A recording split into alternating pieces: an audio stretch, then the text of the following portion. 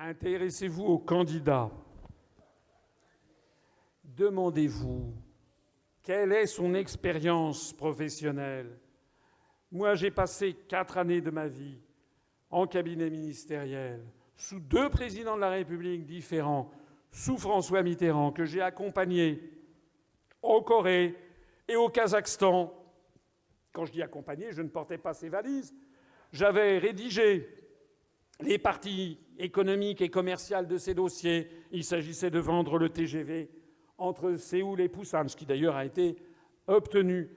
J'ai accompagné François Mitterrand en Corée, au Kazakhstan. J'ai accompagné Édouard Balladur en Arabie saoudite, auprès du gardien des 2 saintes mosquées à Riyad, qui nous avait reçus pour une réunion de travail modéré, à vrai dire, à 11h30 du soir.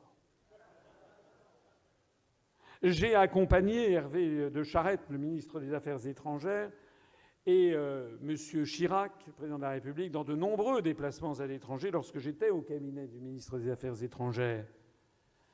J'ai accompagné Jacques Chirac au Japon. Nous avons été reçus par l'empereur et l'impératrice. J'ai accompagné Jacques Chirac en Chine, à Zhongnanhai, où on a eu des réunions, une réunion de travail au plus haut niveau avec le président de la République populaire de Chine, à l'époque Jiang Zemin.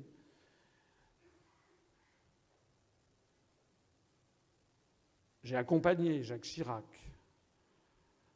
en Thaïlande, en Malaisie, à Singapour, au Brésil, en Uruguay, au Paraguay, en Argentine, en Bolivie, à chaque fois faisant partie de 5-6 personnes admis à rencontrer le chef. Alors je ne parlais pas, moi je prenais des notes, mais c'était une atmosphère raréfiée.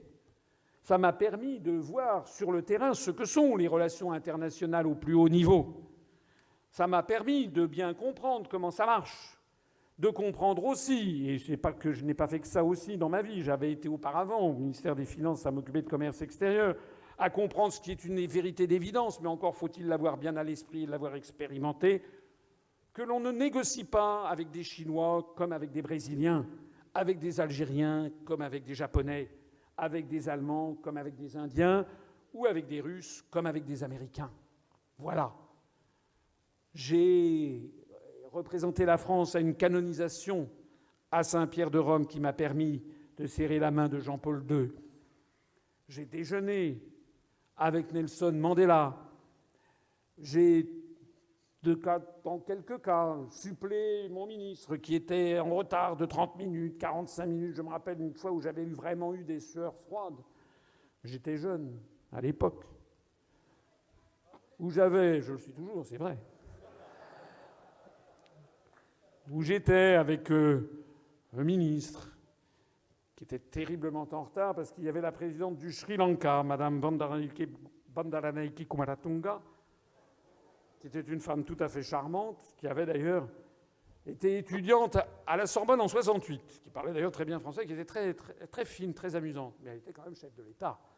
Elle a eu la gentillesse, venant en France, le Sri Lanka est un pays, l'ancienne Ceylan, qui n'est pas très connu de la France, qui ne fait pas partie de notre sphère d'influence traditionnelle, mais comme je m'occupais auprès du ministre des Affaires étrangères de l'Asie, de l'Océanie, de toute l'Amérique latine et de toutes les questions économiques, ce qui fait quand même un beau portefeuille, eh bien, elle était de passage à Paris. Alors, elle avait été reçue par le président Chirac, elle avait été à l'Élysée, elle avait été reçue par M. Juppé, le Premier ministre, et puis elle avait eu la gentillesse de se déplacer pour aller voir le ministre des Affaires étrangères, ce qui, en termes diplomatiques, est un honneur, puisque normalement, on se déplace pour aller rencontrer un chef d'État à son ambassade quand il est à l'étranger. Elle était donc venue au Quai d'Orsay et il se trouve que M. de Charette, auprès duquel j'étais, était très en retard. Il me téléphone, il me dit « Écoutez, tenez-lui la jambe. » Bah oui, tenez la jambe. Vous avez 35 ans et qu'on dit qu'il faut tenir la jambe d'un chef d'État en exercice. Voilà. Ça a duré 3/4 d'heure de tenir la jambe. Alors elle était très aimable, mais quand même, au bout de 3/4 d'heure, elle commençait à regarder sa montre et l'ambassadeur de Sri Lanka en France, plus l'ambassadeur de France au Sri Lanka, parce que c'était assez rare, avait fait le déplacement. Les gens commençaient à s'impatienter, trouvant qu'on frisait l'incident diplomatique. Bon, pourquoi je vous raconte tout ça? C'est des petites anecdotes. Si je me lance là-dedans, j'en ai pour toute la nuit. Je vous raconte tout ça parce qu'il faut de l'expérience. Voilà. Parce que le président de la République française, c'est quelqu'un qui doit être opérationnel le lendemain de son élection. Il ne faut pas se retrouver comme en 2012, où les Français ont élu comment ça s'appelle déjà, Pays-Bas, là. Ah oui, Monsieur Hollande. Ils ont élu Monsieur Hollande, dont le seul talent, si l'on peut dire, avait été d'être un apparatchik du Parti socialiste, à faire des crocs de jambes pour se placer devant. Monsieur Hollande, rappelez-vous, quand il a été élu, quand il a pris ses fonctions, la première chose qu'il a faite, c'est d'aller sous l'Arc de Triomphe pour rallumer la flamme. Ça, c'est normal. Sauf qu'il tombait des cordes. Il avait trouvé malin, vous vous rappelez, de ne pas prendre de parapluie. Donc déjà, ça avait mal commencé, vous vous rappelez, avec les lunettes, la buée, il manquait que les essuie-glaces, etc. Bon. Et il avait trouvé malin de se rendre le soir même à Berlin pour présenter ses hommages à la chancelière d'Allemagne. Où va-t-on ? Madame Merkel est chancelière d'Allemagne, c'est un très beau poste, c'est exact, mais elle n'est pas chef de l'État. Un chef d'État de la République française n'avait pas à se précipiter le jour même de son élection pour aller voir le chef de gouvernement allemand. Et je dis ça en toute...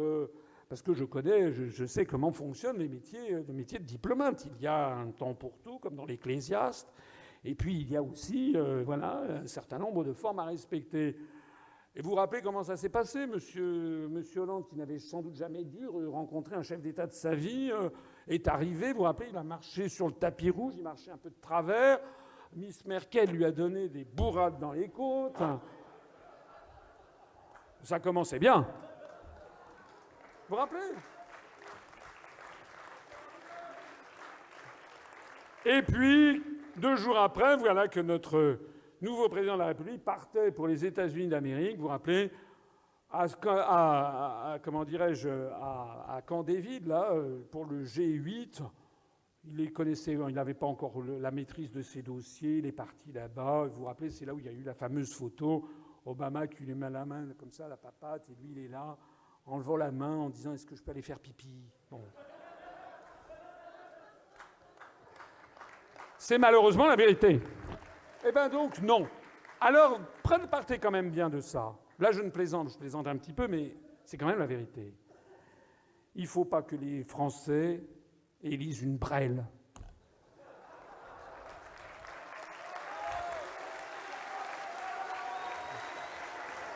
Parce qu'il y va de nos intérêts nationaux. Il y va de l'image de la France dans le monde.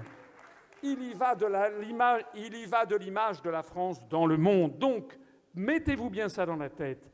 Réfléchissez en conscience devant les différents candidats qui se présentent devant vous et demandez-vous honnêtement et sérieusement, de tous ces candidats, quel est celui qui a la carrure,